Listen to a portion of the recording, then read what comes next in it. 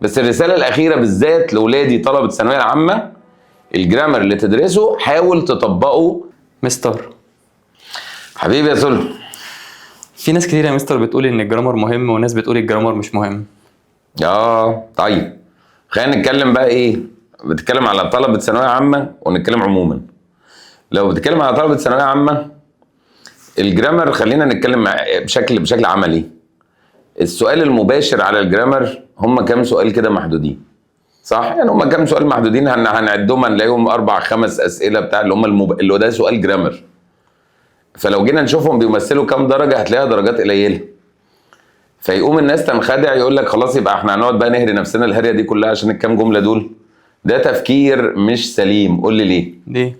لانه الامتحان كله الجرامر مشارك فيه. قول لي ازاي؟ هو الرايتنج لما تيجي تكتب باراجراف استخدمت زمن غلط، حطيت الاسم لا يعد uncountable، وقلت many informations، رتبت الجملة بشكل مش مظبوط، كتبت مثلا aware people والمفروض ان كلمة aware دي adjective ما بيجيش بعدها noun. مش دي كلها غلطات جرامر؟ هتكتب ازاي وانت الجرامر عندك مش مظبوط؟ انت فاهم قصدي؟ انا اللي يهمني ان انت تكون قادر على تطبيق الجرامر، مش مجرد حفظ قواعد. هو ازاي بيتطبق؟ فاهمني يا سلم؟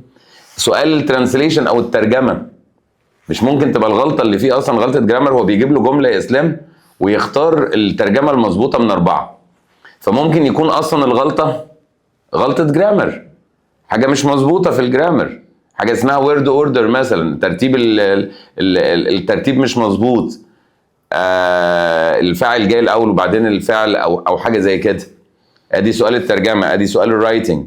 انت تعرف ان حتى قطعه الكومبريهنشن، القطعه اللي عليها اسئله داخل فيها موضوع الجرامر. قول لي ازاي؟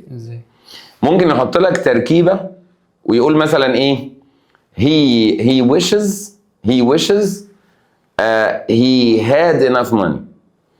فيقول لك هو، يسألك تحت يقول لك هو الراجل ده معاه فلوس ولا معهوش؟ وباني الموضوع على ايه؟ على ان تركيبة الجرامر دي هتدي معنى ايه اصلا.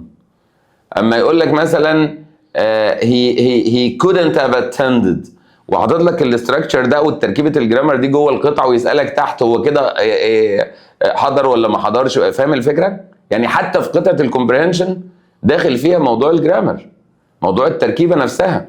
فالجرامر مش بندرسه عشان نقعد نحفظ في شوية قواعد عشان جملة اختياري وكلام من ده. احنا بندرسه عشان يظبط لي معاه الدنيا كلها. بس شطرت انا ان انا ادرسه بمنطق، ان انا ازاي اعرف اطبقه. انت بتدرس عشان تستخدم مش عشان تحفظ.